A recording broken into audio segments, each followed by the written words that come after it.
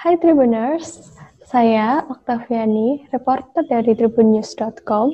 Kali ini saya akan mengajak Anda untuk membahas mengenai masalah kesehatan, yaitu membahas mengenai apakah benar mengorok dapat menyebabkan seseorang terserang penyakit jantung.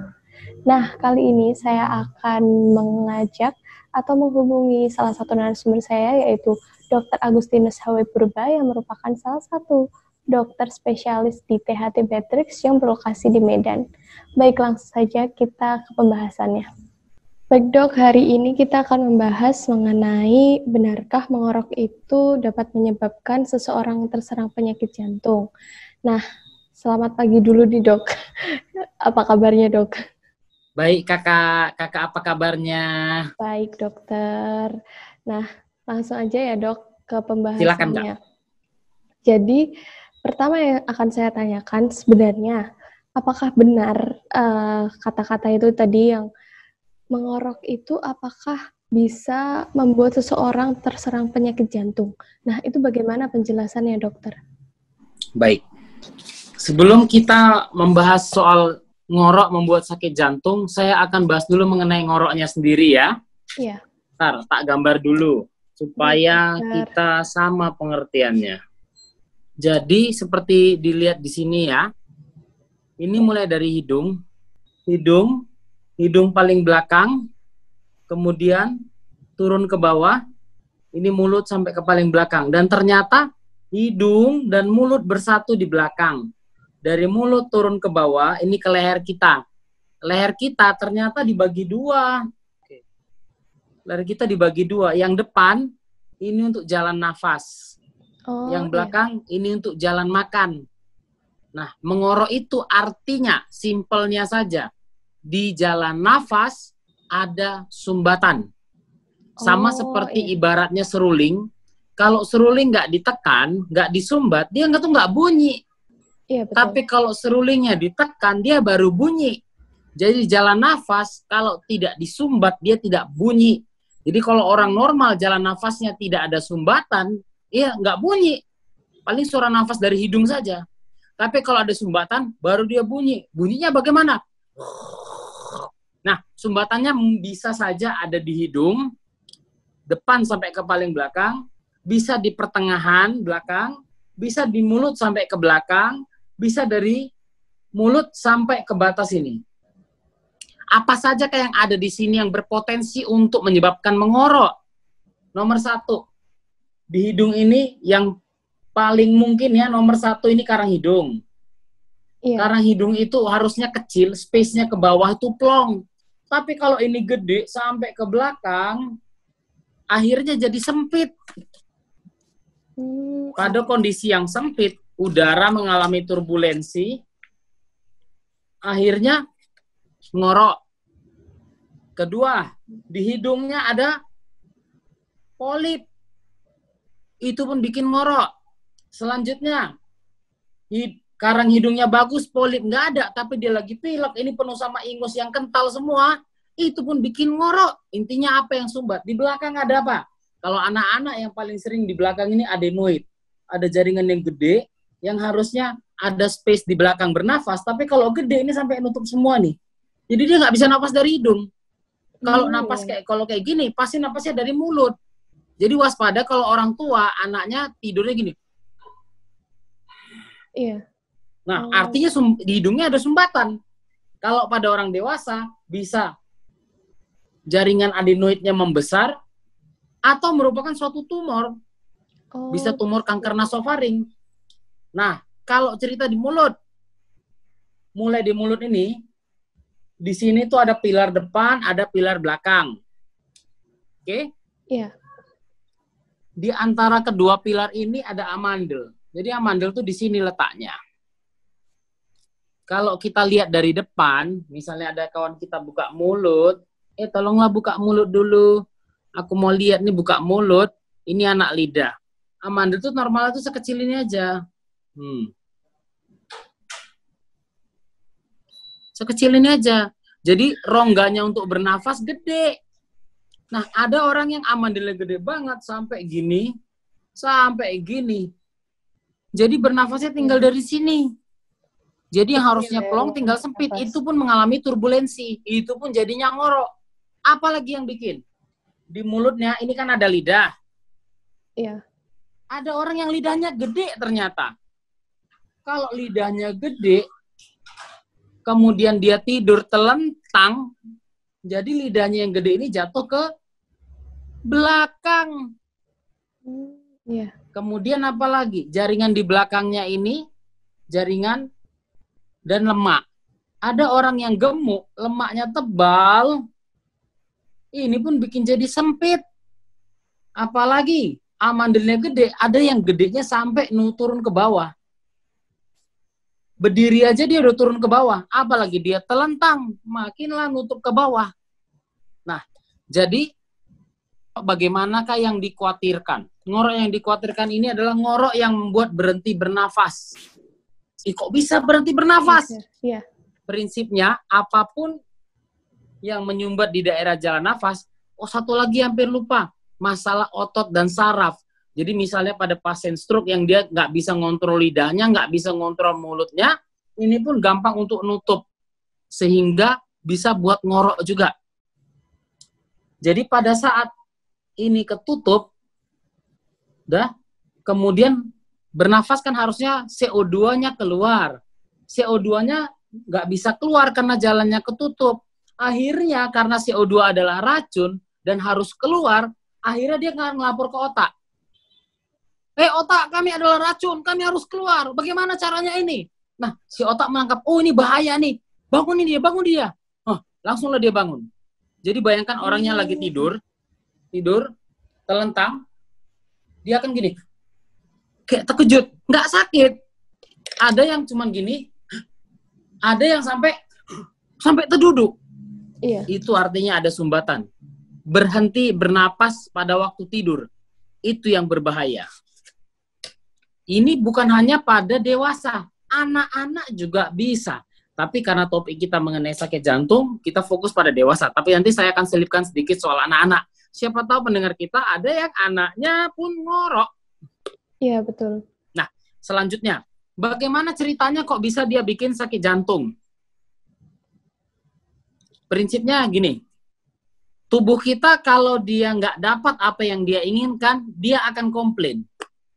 Sama halnya gini, kalau kita lapar, jamnya makan, asam lambung kita akan naik. Itu cara lambung kita bilangkan, aduh kasih aku makan. Misalnya, kita kurang tidur, bangun pagi, sakit kepala. Itu cara otak membilangkan, oksigen aku kurang. Jadi tubuh kita sebenarnya punya cara untuk menyampaikan keluhannya. Cuman terkadang kita nggak ngerti tubuh kita ngomong apa. Itulah mungkin diperlukan bantuan teman-teman dari medis, misalnya dokter, untuk menyampaikan, tubuhmu tuh ngomong gini loh, gitu. Nah, masalah yang ngorok tadi, dia akan mengganggu oksigen. Karena oksigennya payah masuk, jalannya sempit. Iya. Kemudian CO2 gas racun tadi payah keluar karena jalannya pun sempit. Jadi keluar masuk itu terganggu. Hal tersebut ternyata dari jurnal dilaporkan akan memicu masalah. Jadi sebenarnya kayak masalah dalam hidup. Kalau masalahnya masih kecil, cepat diatasi, dia tidak jadi besar. Dia akan jadi besar kalau dibiar-biarkan. Oke, saya akan menyampaikan dengan bahasa yang lebih awam. Respon dari tubuh adalah nomor 1, dia akan berusaha membuat pembuluh darah lebih menyempit, lebih mengecil daripada ukuran normalnya. Kemudian, detak jantung akan dipaksa lebih kencang. Kemudian, dia membuat dinding pembuluh darah juga mengalami masalah. Mulai dari peradangan, stres oksidatif, kemudian juga ternyata membuat pembuluh darah, darah jadi lebih menggumpal. Sedangkan yang baik adalah kalau darah itu tidak menggumpal.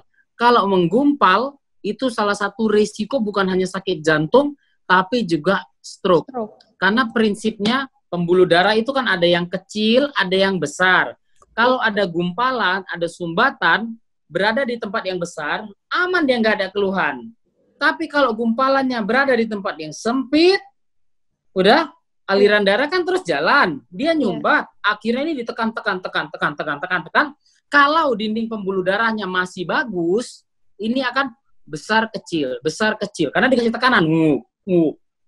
Nah, tapi pada orang-orang yang berusia sudah lanjut, elastisitas pembuluh darahnya ini berkurang, alias menjadi lebih kaku. Yang kalau dikasih tekanan kuat, malah pecah.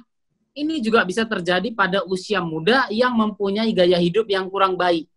Jadi judulnya pembuluh darahnya mengalami penuaan dini, mengalami pengerasan dini yang harusnya lembut. Sama seperti hati manusia. Kalau hati manusia keras, itu banyak masalah tak bisa selesai. Tapi kalau hatinya lembut, banyak yang bisa diselesaikan.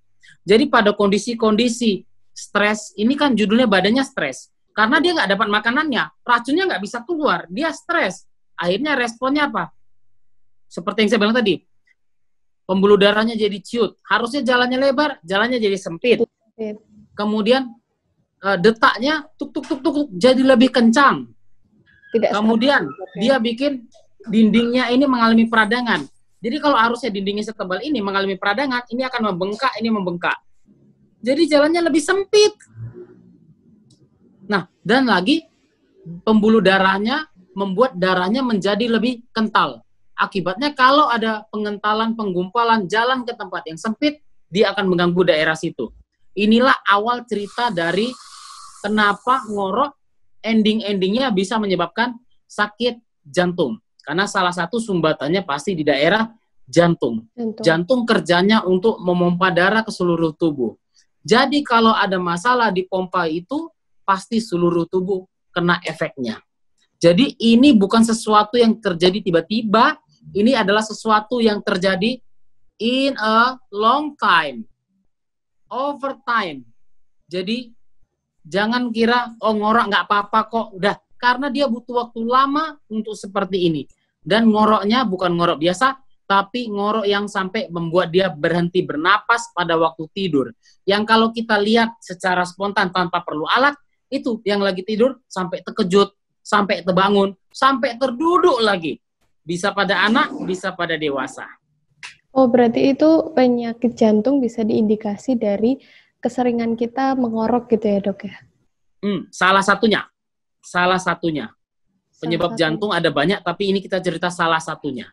Salah satunya di ketika kebiasaan kita mengorok ya, Dok? Betul. Ngorok yang sampai membuat berhenti napas waktu tidur. Oh, gitu. Jadi gimana, Dok, cara membedakan mengorok yang tidak mengindikasikan seseorang penyakit jantung atau mengorok biasa itu dibedakan dengan apa, Dok? Oke, jadi kalau ngorok, kalau dilihat di rumah dulu ya, memang ujung-ujungnya saya akan menyarankan untuk kita lebih peduli sama orang di sekitar kita. Mulai dari pasangan, mulai dari misalnya tinggal di rumah orang tua, sama anak. Karena banyak kasus sebenarnya yang nggak ketahuan atau ketahuannya setelah berat dulu masalahnya. Yang rupanya awalnya dari hal simpel. Kayak beberapa kasus contohnya. Bu, anak ibu ngorok nggak? Ibunya jawab, anak saya nggak ngorok, Dok, dengan yakinnya. Kebetulan anaknya itu yang ngorok tuh anak pertama. Yang bermasalah ini anak pertama yang ada penyakitnya. Mamanya bilang dia tidak ngorok. Menurut saya ngorok, karena saya lihat memang ada sumbatan di jalan nafasnya. Kebetulan anak nomor 1 ini tidur bersama adiknya yang nomor 2. Adiknya spontan ngomong, Mak, abang ngorok loh, Mak. Yang tahu yang tidur sebelahnya. Itu respon normal, karena dia dengerin kan tiap hari. Suami istri. Waspada kalau misalnya ngoroknya udah bunyi yang atau ada sampai yang gitu, yang sampai terkejut, terbangun. Dia nggak sakit, cuma terkejut aja. Habis itu bengong, habis itu tidur lagi. Bangkit, biasanya orang tuh ngira, suamiku cuma mimpi. Itu yang bahaya, suamiku dikira cuma mimpi. Nah, jadi dari mana kita tahu ini ngorok yang berbahaya atau yang tidak? Nomor 1, saran saya adalah diperiksakan ke dokter. Apakah ada sumbatan di tempat-tempat yang tadi potensial untuk menutup jalan nafas? Kemudian apakah ada cara lain memastikan bener nggak ini penyebabnya atau ada sesuatu yang lain? Paling baik pemeriksaannya adalah polisomnografi. Jadi polisomnografi, nah poli itu artinya banyak, somno artinya tidur, grafi artinya pemeriksaan. Jadi artinya polisomnografi, banyak pemeriksaan saat tidur. Banyaknya apa saja. Jadi pasiennya itu disuruh tidur, dibawa ke rumah sakit atau ke klinik tidur namanya ya, sleep clinic. Di situ akan diperiksa untuk tahu dia berhenti bernafas atau tidak. Jadi ada monitor ke otaknya untuk mengukur gelombang otaknya, ada monitor ke hidungnya untuk mengukur nafasnya jalan kencang atau tidak, berapa pernafasnya per menit, ada nggak berhenti nafas, kemudian ada juga ke mulut, ada ke paru-paru, kemudian ada ke daerah jantung, yang ke daerah paru-paru akan diukur dengan saturasi. Jadi bukan pakai foto dada atau pakai mesin, enggak, dengan saturasi untuk mengukur berapa kadar oksigennya di darahnya. Kemudian ke jantung, jadi kayak mesin EKG, tapi tersambung ke monitor. Jadi tahu apakah ada denyutan jantungnya yang bermasalah saat dia tidur. Kemudian ada juga ke otot-otot tangan dan kaki. Jadi tahu apakah ada gangguan pergerakan atau tidak, entah perubahan posisi yang bikin dia ngorok. Jadi tahu betul, karena kalau orang misalnya tidurnya telentang, kepalanya terlalu nganga, lidahnya akan jatuh, supaya bisa dinilai, oh karena perubahan posisinya gitu. Dan dia akan dipantau selama tidur di sleep clinic tersebut. Itu adalah cara paling pasti.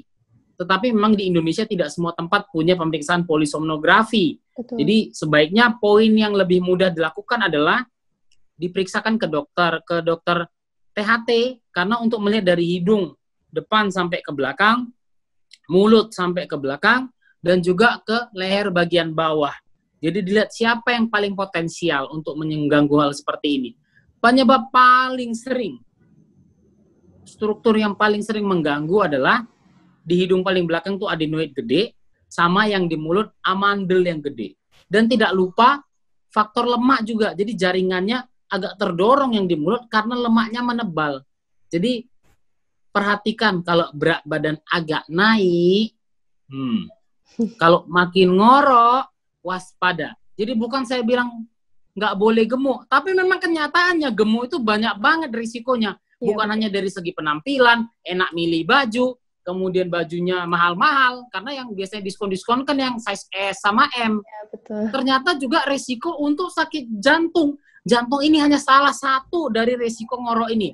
Kalau saya coba sedikit nyempil lah ke tempat lain, dia juga risiko untuk bikin stroke, dia juga risiko untuk bikin sakit jantung tadi sudah, sama risiko untuk kematian.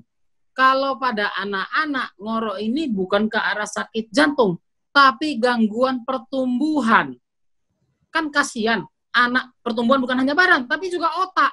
Jadi prestasi di sekolah bisa menurun, kemudian badannya kok kecil, kok nggak tinggi-tinggi, itu salah satunya. Jadi memang ngorok bukan, ngorok, lucu sekali kau yang ngorok kayak bapak-bapak. Enggak, bukan untuk diketawain, Bu, untuk diperiksakan. Oh, begitu. Iya. Berarti apakah ngorok itu ada penyebab-penyebab pastinya, Dok? Misal kan itu tadi dari segi kesehatan ya, Dok. Tapi kalau misal kayak aktivitas, apakah karena kelelahan atau apa misalnya ngorok sendiri? Faktor kelelahan apakah bisa? Bisa. Jadi selain struktur-struktur tadi, saya juga ada bilang tadi mengenai otot dan saraf. Otot dan saraf kalau dia agak lemah, dia juga bisa jadinya agak nutup yang harusnya dijaga terbuka. Faktor kelelahan, pada saat orang kelelahan memang bisa saja kemampuan otot-ototnya untuk menjaga jalan nafasnya tetap terbuka bisa agak lelah, jadi agak nutup sedikit. Jadi kalau untuk safety-nya dari segi jalan nafas, seandainya di hidungnya aman, nggak ada sumbatan, curiganya dari amandel, dari jalan nafas mulut, posisi tidur yang paling baik itu bukan telentang, tapi miring. Dan sebaiknya kepala lebih tinggi. Jadi kalau bantal minimal 1. Lebih baik lagi kalau bantalnya ada 2. Oh, gitu. Jadi pada waktu lidah, amandelnya, kalau dia tidur telentang, kan jatuh ke belakang semua. Tapi kalau dia miring, jatuhnya ke samping. Yang belakang jalan nafasnya tetap aman. Tapi nomor satu tetap dipastikan dulu. Jadi tidak menduga-duga. Betul-betul. Nah, kalau kebiasaan ngorok ini, Dok, kebiasaan tidur mengorok ini sebenarnya apakah bisa diantisipasi atau bisa dikurangi atau misal bisa dihilangkan juga dengan cara apa, Dok? Kalau bisa. Baik, kalau memang nampak strukturnya ada yang besar dan sudah dievaluasi dengan obat, misalnya karang hidungnya besar, apakah ada obatnya? Bisa, ada obat semprot, ada obat makannya. Adenoid besar, ada obat makannya, ada obat semprotnya. Amandel besar. Nah, amandel ini besarnya satu, bisa karena memang infeksi yang sudah berulang, akhirnya membesar. Kalaupun dikasih obat, perubahannya jadi lebih kecil, tidak banyak, hanya sedikit saja berubah. Ada juga amandel yang besar karena nanah.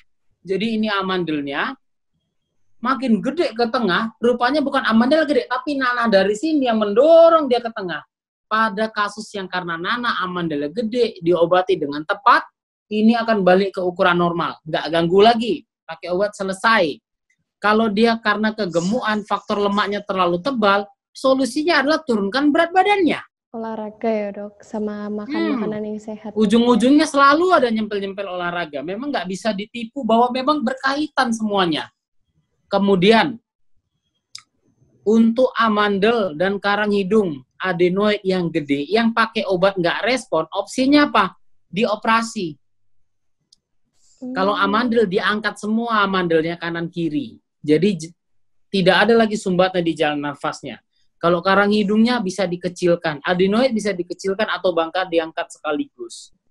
Prinsipnya seperti itu. Kalau masih bisa dengan perubahan pola hidup, masih bisa dengan obat, maka kita tidak ke operasi. Tapi kalau memang ukuran sangat besar, pakai obat tidak respon, demi kebaikan si pasien, maka advisnya adalah operasi. Oh, berarti kebiasaan mengorok itu bisa diatasi ya, Dok, ya? Ada pilihannya. Sama satu lagi, kepada kasus-kasus, ada salah satu lagi opsi ya, tapi tentu dari hasil evaluasi, namanya CPAP, Continuous Positive Airway Pressure. Jadi dia alat, ada yang ke hidung sama ke mulut. Prinsipnya dia akan terus memberikan tekanan udara. Jadi setiap kali jalan nafasnya ketutup, tekanan udaranya akan membuat dia bercelah lagi. Jadi kalau jalan nafas yang ketutup, ada celahnya, dia nggak akan ngorok. Dia nggak akan terkejut. Dia nggak akan berhenti nafas. Kenapa? Karena pintunya akan dibuka terus sama alat tadi. Jadi dia ngasih tekanan udara, jadi pintunya pun sung, sung, sung, tetap terbuka. Itu salah satunya. Tapi tentu dari hasil evaluasi, itu salah satu opsi. Artinya memang ada opsi. Oh ya, lalu bagaimana, Dok, cara atau tips agar mengurangi seorang itu mengorok ketika tidur, atau misal posisinya tadi dengan bantal yang lebih tinggi, terus olahraga, mungkin ada tips lain dari dokter sendiri? Baik.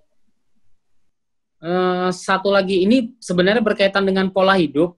Ya. Ada jurnal yang saya baca menyampaikan bahwa si ngorok tadi ternyata juga mengganggu, selain pembuluh darah, dia juga mengganggu hormon lain seperti leptin dan juga insulin, yang ujung-ujungnya akan beresiko meningkatkan berat badannya. Jadi apakah ngorok juga bisa buat jadi gemuk? Bisa. Karena memang hormon yang mengganggu untuk naikkan berat badan juga bisa diganggunya. Jadi waspada, saya makan dikit, tidur nggak nyenyak, kok badan makin gemuk ya, Dok? Dan ngorok juga, rupanya gangguan hormonnya. Jadi memang pola hidup kita di zaman sekarang ini membuat kita harus kerja lebih ekstra, kerja sampai pagi mau nggak mau, yang efeknya ternyata mengganggu kita. Udah badannya kelelahan, tidurnya nggak nyenyak, hormonnya terganggu. Ujung-ujungnya saya akan nyarankan, utamakanlah kesehatan. Pekerjaan penting untuk kehidupan, iya. Tapi tetaplah manage waktu. Tetap paling baik itu adalah malam hari tidur, pagi hari bekerja. Kecuali yang nggak punya opsi lain. Tapi kalau sempatlah rusak pola tidurnya, gantilah di beberapa hari ke depannya. Jangan terus dibantai dengan pola seperti itu. Karena hanya masalah waktu, ini akan numpuk, kemudian meledak. Nomor 1, perhatian keluarga. Kalau ada yang ngorok, supaya dia percaya dia ngorok, rekam. Biasanya pelaku ngorok itu nggak pernah mengakui kalau dia ngorok. Nggak ada aku ngorok, nggak ada papa ngorok. Terus istrinya bilang, papa ngorok tuh. Kecuali udah semua orang komplain, baru dia bilang, iya dok, kata keluarga saya ngorok. Nomor 1, keluarga lebih perhatian. Yang kedua, misalnya dia udah ngorok, kan kalau bisa ya nomor 1 dibangun nih, pak, bangun pak. Ya, tapi kalau nggak bisa, angkat badannya sedikit, tambahkan bantalnya, miringkan badannya. Ngoroknya itu akan berkurang, karena ngorok itu kalau dia nutup ke belakang. Tapi kalau kita miringkan, sumbatannya akan ke samping, tidak ke belakang, itu paling penting. Tapi dengan catatan, hidungnya aman. Karena kalau hidungnya nggak aman, tetap dia nafas dari mulut akan berat banget.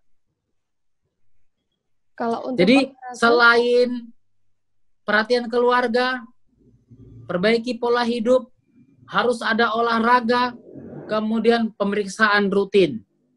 Jadi, ada atau tidak ada keluhan, saya akan tetap menyarankan pemeriksaan ke dokter THT.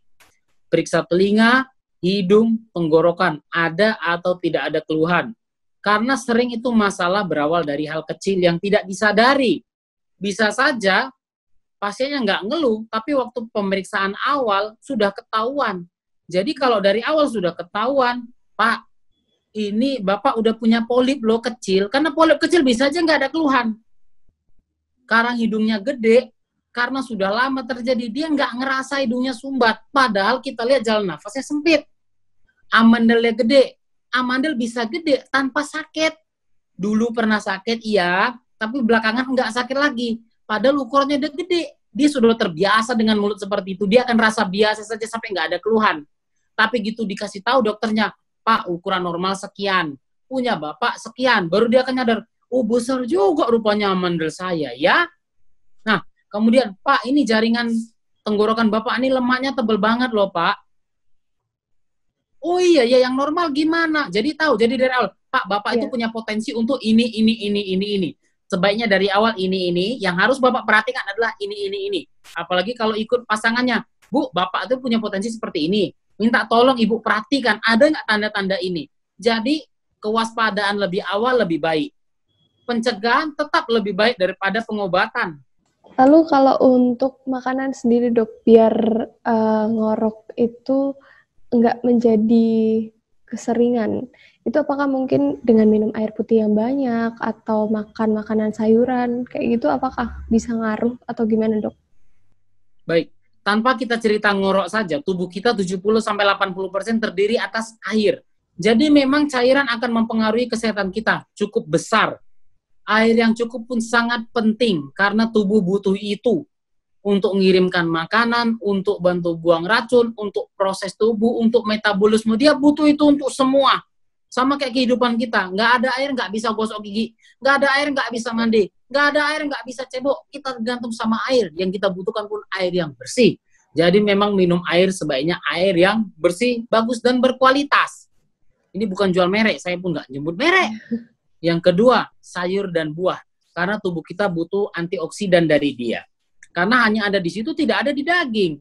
Seperti kita ketahui, mekanisme ngorok tadi menyebabkan stres oksidatif. Yang obatnya hanya antioksidan. Tubuh kita udah ngeluarkan antioksidan, tapi pada kondisi sedang lelah, pada kondisi pola hidup yang kurang baik, pada kondisi banyak polusi, itu produksinya bisa berkurang, sehingga dia butuh bantuan dari luar untuk mengeliminasi zat-zat lain supaya tidak merusak sel-selnya. Jadi sayur dan buah, yes, very good. Kemudian, yang salah satu berpotensi yang bisa kita jaga ya, makanan yang berpotensi untuk membuat amandel kita lebih meradang. Misalnya gorengan, minyak-minyak, makanan yang terlalu pedas, makanan yang banyak bahan pengawetnya, yang banyak zat pewarnanya, itu akan memberikan beban kepada tubuh. Amandel kerjanya untuk pertahanan tubuh. Jangan dibuat dia lelah. Kalau es gimana dok? Kalau es tidak masalah. Nggak Cuman yang masalah. dikhawatirkan adalah bahan tambahan yang ada di es itu. Zat pewarna, pemanis buatan. Jadi kalau air dingin es tidak apa-apa. Tapi kalau minuman soda dingin, minuman kaleng dingin, minuman gelas yang ada warna-warninya dingin, itu yang masalah. Bukan di dinginnya, bukan di airnya, di warnanya, di zat pewarna tambahan, kemudian zat perasa, dan pemanis buatan. Itu yang berbahaya. Kemudian makanan yang tinggi lemak. Bukan hanya tinggi lemak saja, makan yang berlebihan. Karena gini, Dok, saya makan nasi. Nasi kan bukan lemak. Harusnya saya nggak gemuk dong. Nah, kenyataannya dalam tubuh kita, apapun yang kita makan berlebihan, mau kita makan protein berlebihan, karbohidrat dari nasi berlebihan, Kurang kalau baik. yang kita pakai nggak banyak, dia itu jadi cadangan. Iya, betul. Jadi cadangan disimpan dalam bentuk lemak. Artinya kalau gemuk saja berpotensi bikin ngorok. Yang obatnya apa? Kurusin badannya. Jadi memang harus sesuaikan makanan sama aktivitas. Kalau zaman dulu orang banyak makan nasi, lah kerjanya di sawah, kerjanya di ladang, kerjaan fisik. Jangan samakan dengan kita yang misalnya kerjanya di belakang meja, nggak banyak gerak, megang komputer, nulis. Capek iya, capek pikiran. Badan duduk aja pegel iya, tapi bukan butuh energi yang kayak seperti itu. Jadi pada orang yang banyak duduk, salah satunya saran saya untuk membuat dia tidak fokus sama makan. Karena kalau duduk aja kan pasti bawaannya pengen ngemil ya. Itu tetap ada bergerak. Minum. Jadi kalau udah kerja 2 jam, berhenti dulu, minum dulu, gerakkan badan, angkat tangan, jalan-jalan, keliling, gangguin kawan sekitar. Habis itu balik lagi, kerja lagi. Minum air putih mesti cukup. Karena kalau minum air putih nggak cukup, tubuh kita akan menangkap yang lain-lain. Karena tubuh kita kalau ada volume yang masuk dalam bentuk minuman, dia akan kena tipu, dia kira, oh ini kayak mirip-mirip makanan. Makanya banyak metode diet, nyarankan banyak minum air putih ya. Salah satunya untuk menipu lambung, seakan-akan volumenya sudah penuh sama makanan, padahal penuh sama air. Oh, berarti itu tadi ya, Dok. Pokoknya pola hidup yang sehat, terus tidur cukup, makan makanan yang bergizi, terus olahraga. Itu aja ya, Dok. Jangan lupa perhatian dari orang sekitar. Oh iya. Jadi saya di sini yang nyarankan juga bagi yang belum punya pasangannya, cari pasangan supaya ada yang ngingetin, supaya ada yang nengokin. Bayangkan kalau lagi udah jomblo sendirian ngorok berhenti napas waktu tidur, mau siapa yang bangunin? Iya betul dokter. Iya, jadi carilah orang yang baik, perhatian dan sayang. Wah baik dok, terima kasih nih dok tipsnya, ini sangat bermanfaat sekali. Nah berarti yang bisa disimpulkan adalah harus lebih perhatian ketika kita sering mengalami ngorok saat tidur, karena itu bisa merupakan salah satu indikasi seseorang terkena atau terserang penyakit jantung ya dokter ya. Betul. Bisa diatasi dengan cara-cara tadi, dan juga tidak lupa untuk sering cek ke dokter THT ya dok. Mohon maaf saya edit sedikit Mbak, bukan hanya ke dokter THT, tapi ke dokter. Karena kalau bagaimana mau tahu awal sakit jantung? Periksa ke dokter jantung. Jantungnya bisa diperiksa, iya. Nggak ditusuk-tusuk kok, nggak disuntik-suntik. Pas yang lain, aku takut disuntik. Enggak. Dokter jantung nggak suka nyuntik, dia cuma suka nempelkan alat untuk memeriksa. Nggak ada dokter yang suka suntik-suntik ya. Tapi itu sama aja ya dok, tadi solusi dan tipsnya tuh bisa digunakan untuk seluruh usia ya. Jadi untuk anak-anak juga bisa. Kalau untuk anak-anak dan seluruh usia bisa. Bisa ya? Bisa. Anak-anak ini harus waspada, terutama anak-anak yang udah tidur sendiri, apalagi sekamarnya sendiri, nggak ada saudaranya yang lain, itu dia. Seringan orang tuanya memang nggak tahu. Seringan memang itu kenyataan. Harus lebih perhatian ya dok ya? Iya. Tapi jadi kalau misalnya anaknya udah ngantuk-ngantuk, prestasi belajarnya turun, rankingnya turun, nggak semangat, terus badannya kok lebih kecil dari kawan-kawannya, lebih pendek dari kawan-kawannya, waspada, periksakanlah ke dokter anak dulu. Mau ke dokter THT juga silakan, karena di bagian anak pun ada bagian tumbuh kembang. Siapa tahu berkaitan sama nutrisi, berkaitan sama hormon. Salah satunya ya memang bisa karena ngorok, tapi faktor lain pun ada. Jadi memang pada kasus-kasus seperti ini tidak bisa memang satu dokter saja yang menangani. Dokter itu sangat penting. Jadi saran saya adalah kalau boleh siapapun, misalnya pasien A yang nangani 3 dokter, kalau boleh bagaimana caranya ketiga dokter yang megang pasien ini komunikasinya bagus. Zaman sekarang udah ada WhatsApp group. Ya, misalnya dokternya pun tak saling kenal, kan bisa WhatsAppan, dok izin ya dok ya, untuk kasus bapak saya ini dok, saya buat WhatsApp group, jadi bisa kerjasama, komunikasinya nyambung. Karena kalau antar dokter cuma ngomong lewat tulisan, pasti beda dibandingkan kalau via WhatsApp. Dari kamu gimana? Dari aku gini. Pasti akan dapat sudut pandang yang berbeda. Berarti tapi yang lebih beresiko itu tadi kembali ke usia yang lebih lanjut ya dok ya? Tapi anak-anak pun sangat beresiko. Sangat beresiko. Oh ternyata gangguan tumbuh kembang. Karena bukan hanya badan tapi otaknya juga. Anak adalah masa depan bangsa Indonesia. Jadi kalau tumbuh kembangnya nggak bagus sama saja membuat resiko bangsa Indonesia di masa depan, karena mereka masa depan kita. Betul dok. Nah, terima kasih banyak nih dok udah berbagi bersama ilmunya, udah dibagiin secara jelas dan dijelasin dengan sampai digambarkan. Terima kasih nih dok udah mengganggu waktunya. Tunggu dulu. Oh iya. Saya harus baca pantun lah dulu. Siap dokter. Naik kereta api dari Surabaya ke Blitar. Perjalanan 4 jam tidak bisa tidur karena terjaga. Boleh tidur namun harus dengar sekitar, agar semua sehat kita saling menjaga. Terima kasih dokter, pantunnya bagus sekali. Terima kasih Mbak matur nuwun nggih. Nggih, sami-sami dokter. Selamat beraktivitas. Ya sami-sami Mbak, sehat selalu ya Mbak ya. Ya, dokter juga selamat beraktivitas kembali ya dokter. Amin Sampai Mbak, jumpa di pertemuan See you berikutnya. soon. Bye-bye. Ya, terima kasih dok. Nah, itu tadi perbincangan saya bersama Dr. Agustinus Hawi Purba mengenai benarkah mengorok dapat menyebabkan seseorang terserang penyakit jantung. Semoga apa yang telah disampaikan dapat bermanfaat. Sekian dari saya, mohon maaf apabila ada salah kata. Sampai jumpa di pertemuan berikutnya. Terima kasih sudah nonton. Jangan lupa like, subscribe, dan share ya.